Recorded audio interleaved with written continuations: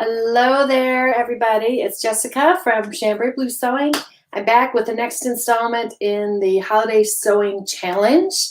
This is day 3 of the challenge. If you missed the first couple days, you can find them here on my page, or the links will also be, videos will be uploaded on YouTube.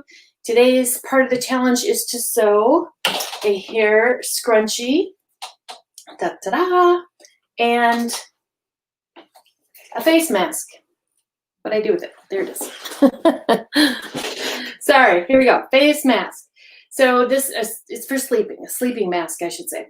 And let me tell you, this is the best thing in the world. So my kids started wearing these a number of years ago because they shared a room with their brother, and there was always somebody on their phone or whatever in the middle of the night, and it really makes for much better sleeping to have it dark. And I was not convinced that it was something I needed to do, but the last year that since I made this, I have used it all the time. You can tell this one is very well worn and loved. It's kind of falling apart. So I highly recommend these as a gift. They will absolutely be used. I can guarantee it. There's always street lights outside your window, or when you go on vacation, whatever, and you're in a different spot. There's so many distractions that keep us from sleeping. So anyhow, the sleep mask is a great project. So we're going to start with that because it's the simplest of the two.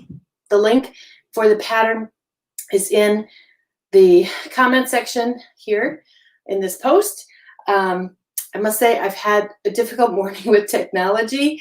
That's why I'm a few minutes late today. It all started when this guy was knocking on our door at 7:55 this morning. I was in my pajamas. The refrigerator repairman showed up like way early. It's been downhill ever since. Anyhow, the pattern is there for you to download. It's a just a simple thing. I will digitize it later, but right now it's just a hand-drawn pattern. So apologies in advance for that. Anyway, it'll work. So I am using flannel for my project. We talked a little bit about flannel yesterday. I like this for the sleep mask personally. I like the softness of it. You could also use silk or satin, works as well. Terry cloth would work. You know, there are a number of different fabrics, scraps of knits, whatever you've got at home will work for this project. So you're going to cut out the mask. So seam allowance is included. There are a couple of notches on the side where we're going to attach the elastic. But for now, we're going to start with the mask itself. So we're going to put right sides together. Oh, I should mention, I put my mask on the bias of the fabric. And the reason I did that is because it just gives a little bit more stretch around your head. It helps it fit a little bit more snugly around the face. So I would recommend that if you're using a woven fabric, you should put it on the bias versus the straighty grain. If you're using a knit that stretches, it doesn't matter. So we're going to sew the sleep mask. We're going to start at the top. I'm leaving an opening at the top, probably about 3 inches, so I can turn it right side out. And I'm just using a 3.0 stitch on my sewing machine, just a basic straight stitch, and an all-purpose thread. My needle size is about an 11 for this. Sorry, I unthreaded my machine earlier, and now it's not cooperating. I should mention too that the pajama pants have been resized. The new pattern is on the website for download. The other one was very large, so if you're looking for a pattern for someone who is an extended size up to about a 6X, that pattern would be perfect for them. If you're looking for smaller sizes, more of a standard size range, that's the one that's uploaded today. So they're marked differently on the website. Make sure you get the right one when you download it. Okay, so I'm going to stitch around this here. I'm just using a 1/4 inch seam allowance.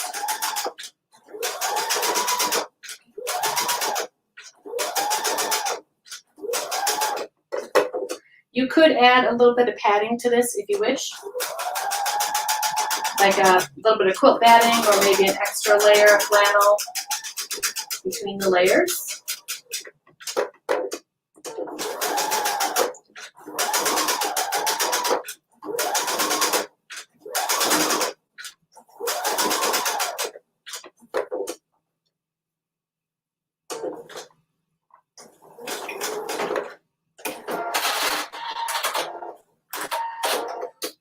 Okay, then in order to get it to turn smoothly, you want to put some little notches in the curved part of this,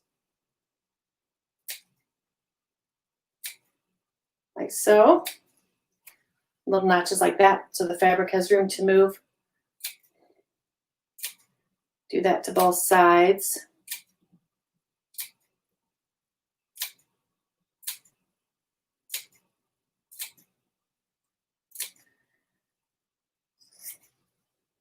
Okay, other side.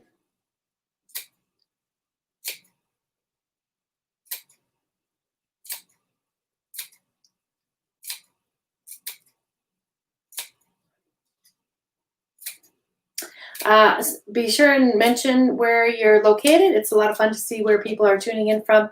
Yesterday we had people from Canada and some different areas, so leave us a note and let us know where you are.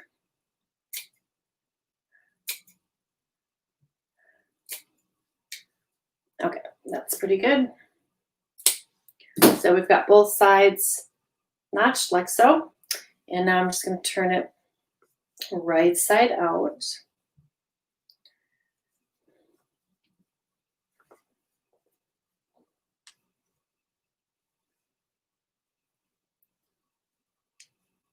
Okay, then the top part we're going to fold in.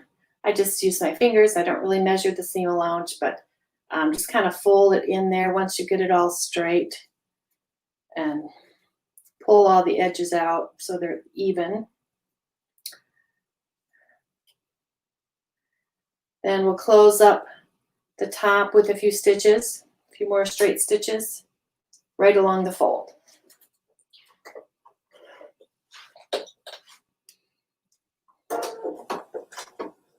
You can hand sew this part too, but I prefer to machine stitch.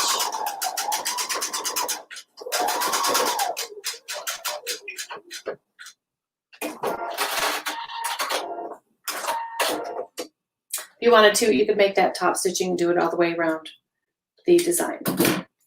Okay, so this is what we have so far. So now we're going to add the strap. So with this, you kind of need to, I gave you a general guideline for how long to cut your fabric, but you kind of want to measure around the back of your head and just make sure, like from temple to temple, that it's about the right size.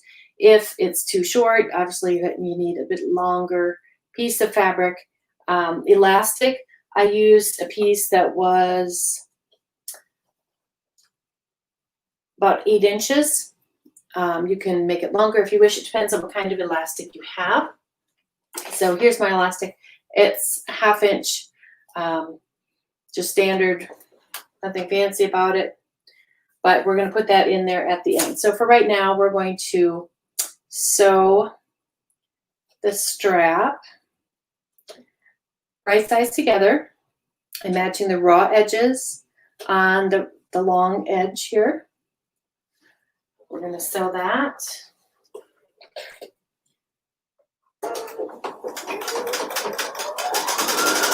For this, I'm using a little bit wider seam allowance, about 5/8 of an inch.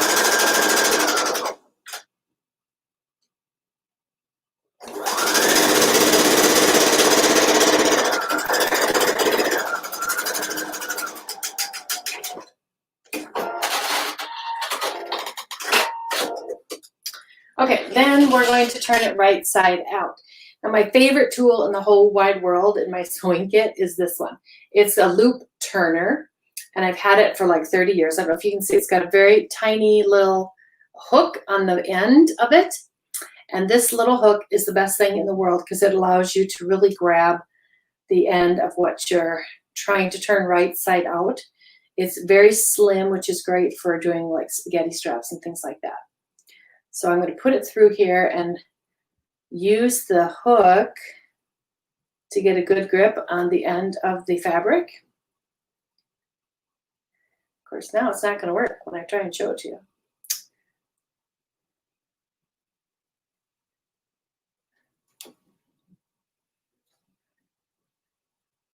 Sometimes the hook opens up when it's not supposed to. So that's the only drawback, but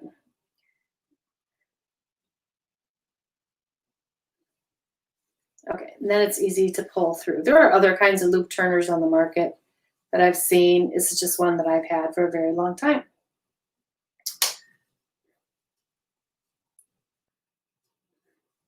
So I'm going to pull it all the way through like so. And then we can put our elastic in. I'm going to cut mine a little shorter. It's a little bit too long.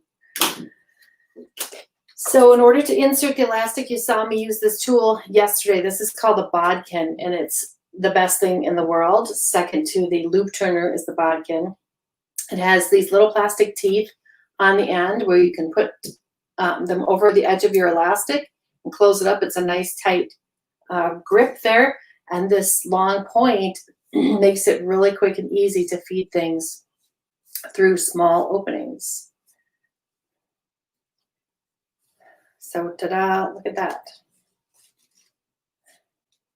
It's all the way through.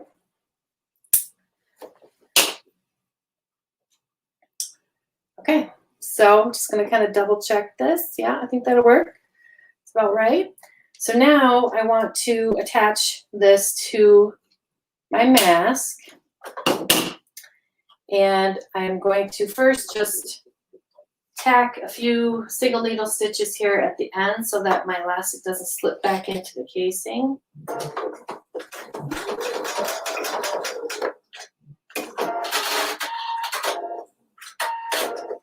Do it on this side too. Make sure that your elastic isn't twisted in there. Keep it the right side up so it's nice and straight and flat. Okay, let's do that on the second end as well.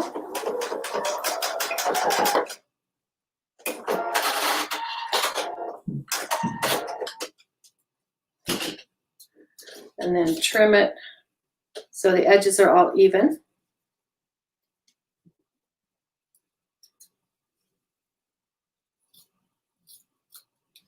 Okay, now we can attach it. So I am putting the seam for the elastic portion facing down towards the bottom of the mask, which is where the curved portion is here.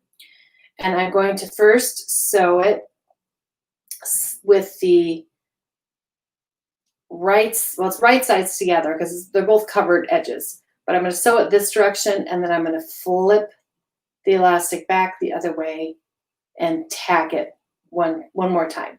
It's a stress point, so it's a good idea to sew it twice so that it doesn't come undone.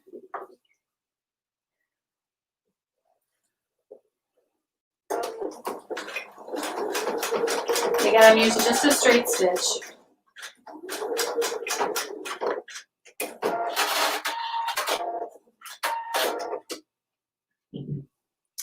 Okay, and then we'll do the other side.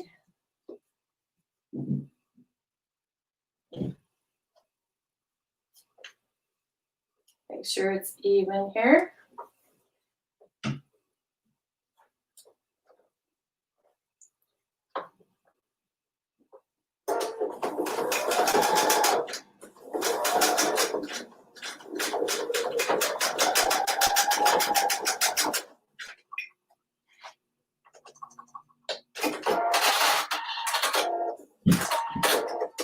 Okay, now in order to hide that little raw edge, I'm going to turn it one more time this way and stitch it again. So what I'm doing, this is what it looks like right now. There's a raw edge here.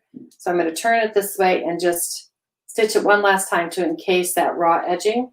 And that's all there is to it.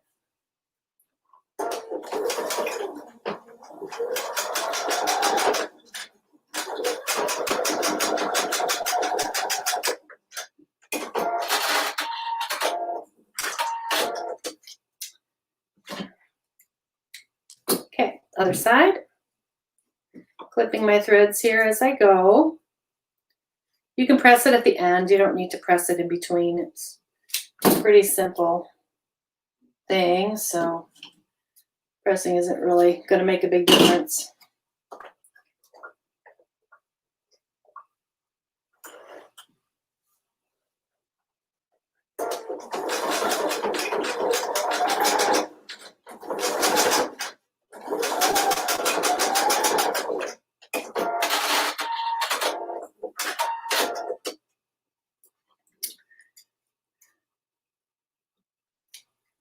Okay, so there it is.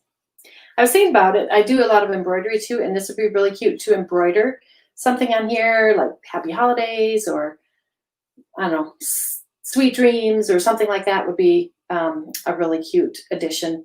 I've seen it with his and hers and Mr. and Mrs. and all kinds of little cute sayings on the front of the sleep mask.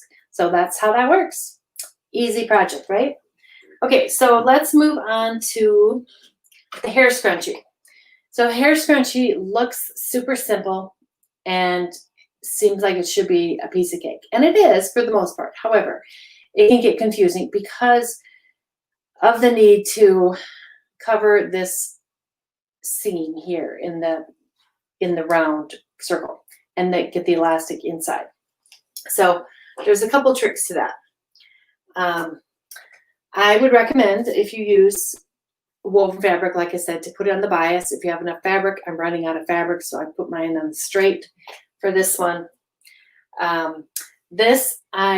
cut my fabric 3.5 inches wide by 12 inches long. And then the elastic will be cut about 6 inches for this project. So you can make them a little bit wider if you want to see a little more of that when you put it on. I think that this looks like a pretty good width, but I've seen them in stores where they can be, quite a bit wider. So you can play around with that. You can make them a little bit wider if you want to. So the first thing you're going to do is turn it right sides together. Match your raw edges. And we're going to sew along this long edge. However, you're going to leave an opening about 2 inches long towards one end of the tube. And I'll show you why in a minute. So we're going to start by sewing this together. For this, I would just use a 1/4 inch seam allowance, narrow seam allowance.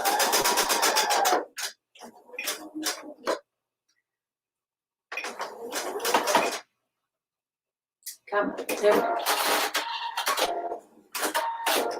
Okay, so I'm stopping there, and I'm going to start sewing again, leaving a 2-inch opening.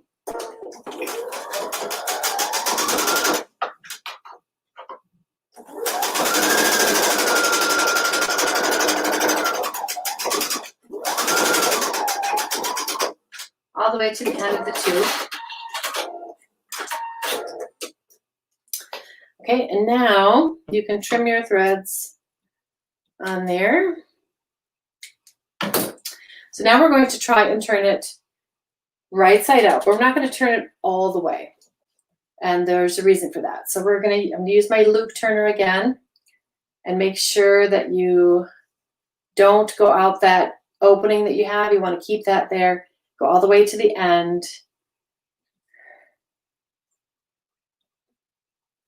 And then pull it through. You're only going to pull it through about halfway.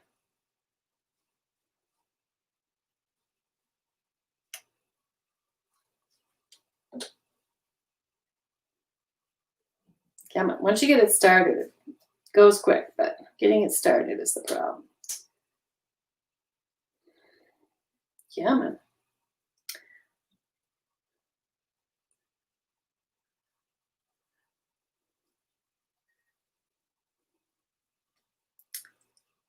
Okay.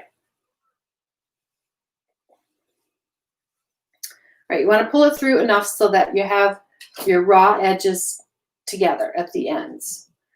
So it's a small opening, and you want to turn it so the seam allowances kind of line up best you can.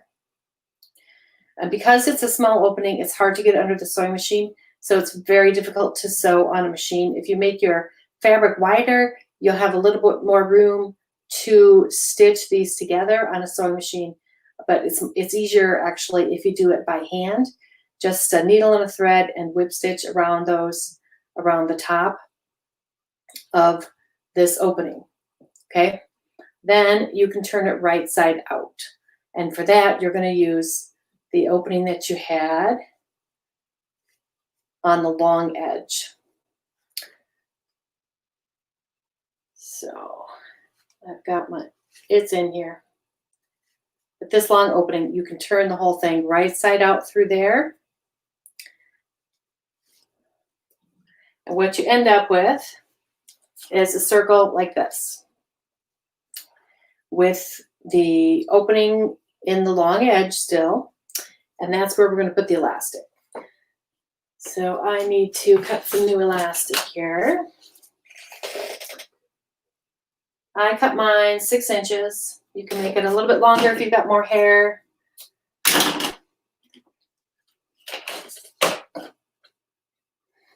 And I'm using my bodkin again to insert the elastic. So I just clip the teeth over the end of the elastic and put it through my opening.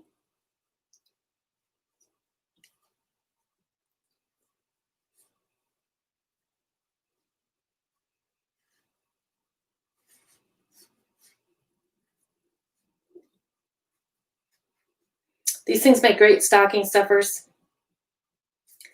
I think I'm going to make a few for a bunch of gifts this year. And for myself too.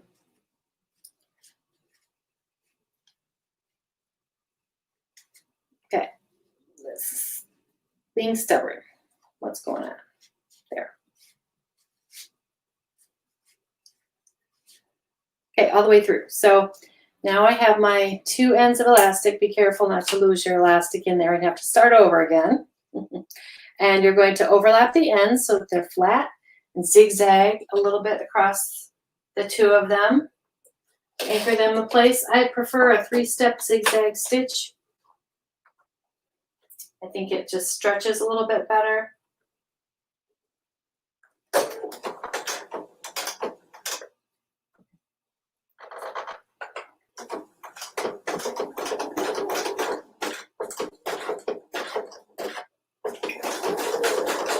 Just go over them a couple times.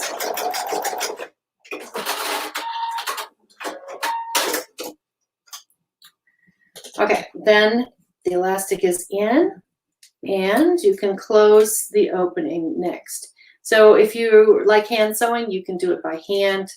I personally prefer to machine sew as much as possible because it's faster. So here I'm just going to get my raw edges tucked in so it's nice and flat, and then I'll go back to my straight stitch, just a 3.0 straight stitch on my machine.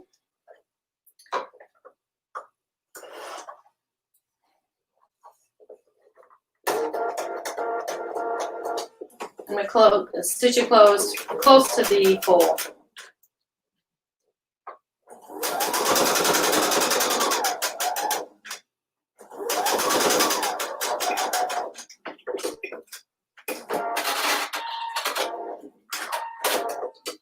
Okay, and that is it.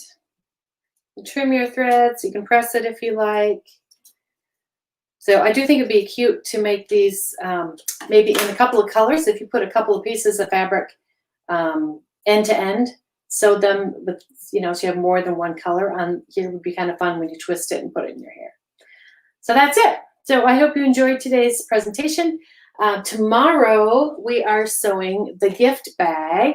This is also going to be a free download on my website. Hopefully I'll have better technology luck tomorrow. Today was not my friend.